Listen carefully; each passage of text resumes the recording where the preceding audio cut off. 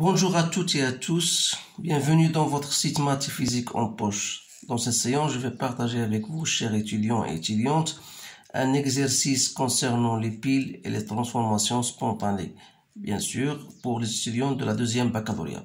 Voilà, le sujet est devant vos yeux, vous allez lire et vous allez répondre aux questions posées. Donc, voilà, vous avez une pile, comme vous voyez ici. Donc, on a une pile d'aluminium et cuivre. Le volume de chaque solution est de 50 ml. La concentration initiale en ion aluminium étant de 0,01 et la concentration initiale des cuivres est 0,1. Les deux solutions sont reliées par un pont ionique d'une solution de nitrate d'ammonium. Les deux lames sont liées par une petite résistance et d'un ampèremètre. On donne la masse molaire de chaque lame. Donc, concernant bien sûr le cuivre et l'aluminium, on vous donne la constante de Faraday. On branche la borne comme de l'ampèremètre avec la lame de cuivre. Ce dernier affiche une valeur I négative. Déterminer la polarité, l'anode, la cathode et donner l'écriture conventionnelle de cette pile. Représenter sur le schéma le sens de chaque porteur de charge au niveau des fils et du pont salin. Écrire les demi-équations redox au niveau de chaque électrode et déduire l'équation globale du fonctionnement de la pile. Calculer la quantité d'électricité fournie par la pile au cours de son fonctionnement au bout d'une heure. Calculer delta M de l'aluminium et du cuivre, les variations de masse. Enfin, calculer les concentrations de l'aluminium Al3+ et Cu2+ après une heure de fonctionnement. Donc voilà, vous pouvez stopper la vidéo et répondre aux questions posées. Donc je voudrais vous faire un rappel, bien sûr, concernant les piles, parce que il y a une chose qu'il faut bien savoir, c'est que lorsque vous avez une pile, donc lorsqu'on branche un ampèremètre A, toujours normalement, il a deux bornes. Il a la borne COM et un point A. Alors lorsque I est positif, ça veut dire que le courant traverse l'ampèremètre du point A vers le point COM. Et vous savez bien sûr que la borne COM doit être liée à l'anode. Ici sera à la cathode parce que le courant passe de la cathode vers l'anode. Maintenant on renverse, c'est-à-dire vous avez l'ampèremètre et vous avez A. Au lieu de mettre le COM vers l'anode, on a renversé, on a trouvé I négatif. C'est-à-dire quoi? Ça veut dire que le courant passe cette fois-ci du COM vers A. Alors là, toujours COM lié à l'anode, ici à la cathode. Mais comme le courant passe du COM, ça veut dire que s'il va jouer le rôle de cathode, et là, va jouer le rôle de l'anode. Alors c'est le cas, c'est notre cas. Alors on a branché la borne COM est branchée avec la lame de cuivre. Ça veut dire quoi? Ça veut dire que la lame de cuivre, normalement, la COM doit être liée à l'anode. Ça veut dire que le courant passe de la cathode vers l'anode. C'est une chose, vous le connaissez. Ça veut dire que le cuivre va jouer le rôle de la cathode. Donc la lame de cuivre va jouer le rôle de la cathode. Et par conséquent, ce sera le pôle plus. Alors que la lame d'aluminium va jouer le rôle de l'anode. Autrement dit, ce sera le pôle moins.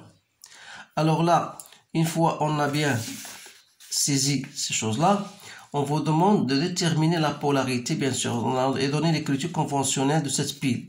L'écriture conventionnelle, il faut la bien respecter. Donc, il faut toujours mettre l'anode à gauche et la cathode à droite. Donc, on a l'aluminium, Al3+, ça représente l'anode. Vous mettez deux traits comme ça. et vous allez mettre le cuivre CE de plus CU. Voilà la cathode. Donc,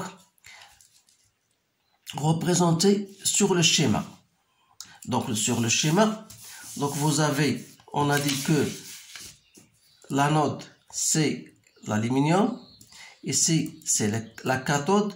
Donc, si j'ai un ampère-mètre, bien sûr, ici, donc comme il est lié à la cuivre, voilà, ça veut dire que le courant ici passe de la cathode vers l'anode.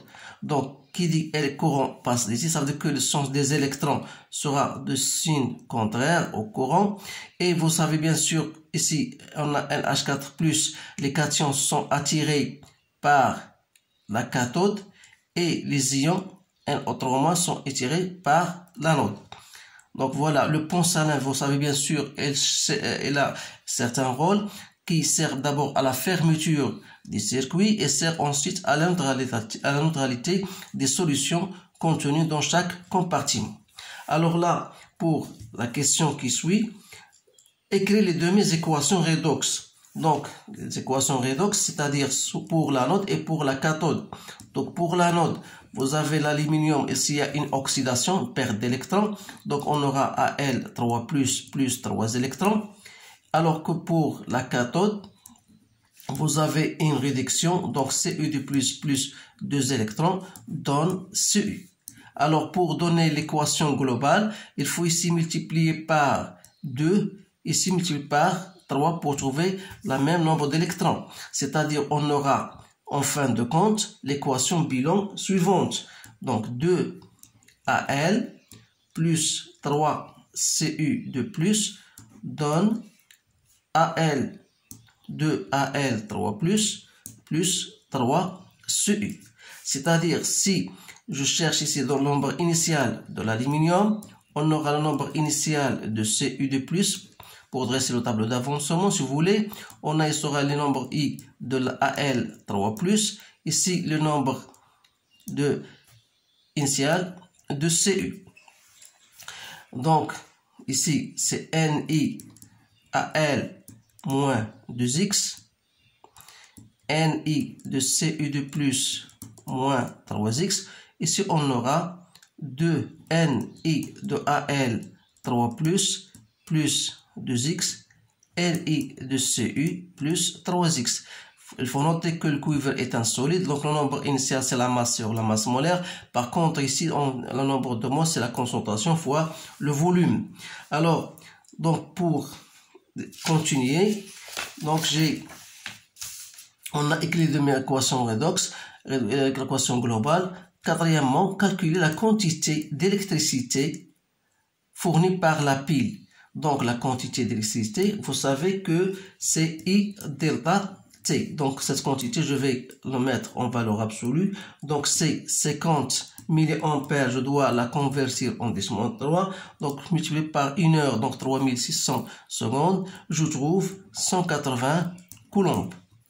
Alors, enfin, on vous dit voilà, calculer delta M de l'aluminium, c'est-à-dire la variation de l'aluminium de masse, c'est la masse finale moins la masse initiale de l'aluminium, toujours.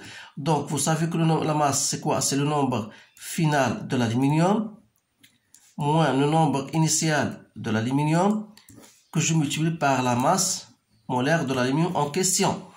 Donc, d'après, bien sûr, toujours d'après le tableau, bien l'avancement, on a ici, on a le nombre final de l'aluminium, ici, c'est Ni, moins ça, donc ça veut donner moins 2x fois la masse molaire d'aluminium, c'est-à-dire on aura une variation de masse négative, c'est-à-dire il y a une réduction de masse.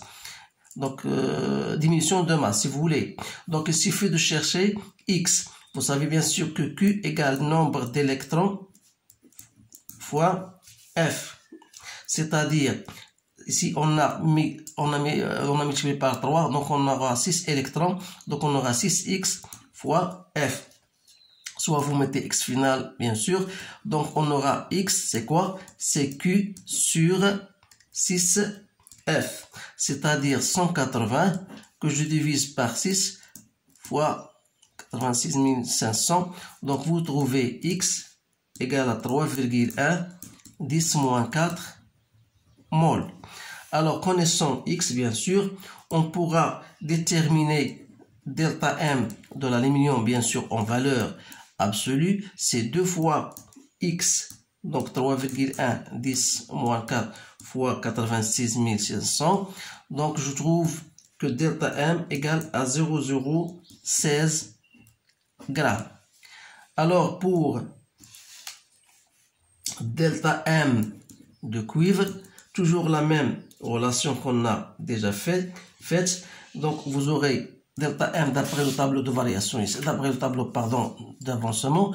Donc, le cuivre ici, c'est NI de cuivre plus 3x moins 1. Donc, il me reste 3x.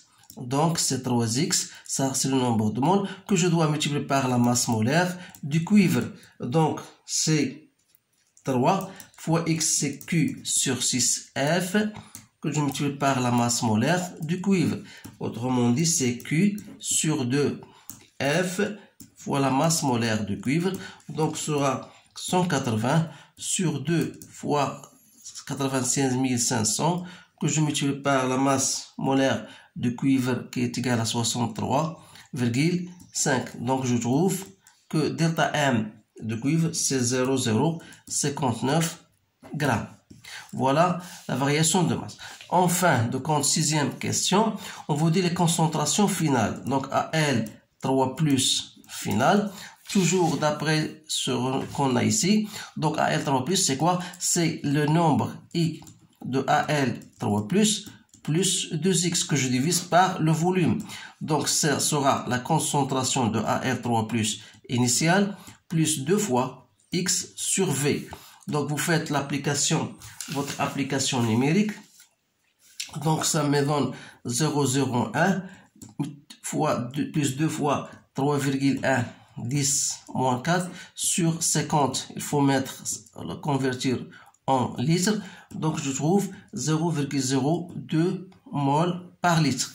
Alors que la concentration de Cu de plus, bien sûr, à l'état final, donc c'est la concentration de Cu de plus à l'état initial. Vous mettez toujours la même règle.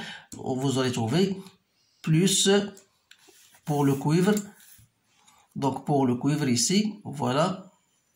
Pour le cuivre Cu de plus ici, donc moins 3x. Donc, c'est moins 3x sur V. Donc, c'est 0,1 moins 3,1 10 moins 4. Je divise par 50, 10 moins 3. Donc, vous faites votre calcul, bien sûr. Vous allez trouver 0,08 mol par litre. Voilà la réponse à cette dernière question. Donc voilà, j'espère bien sûr que vous allez bien comprendre ce que je viens de vous dire. Donc essayez de répéter ce sujet-là. Donc je pense, et je demande pardon s'il y a une petite erreur comme ça dans le calcul. Donc je vous souhaite une bonne chance et je vous dis à bientôt.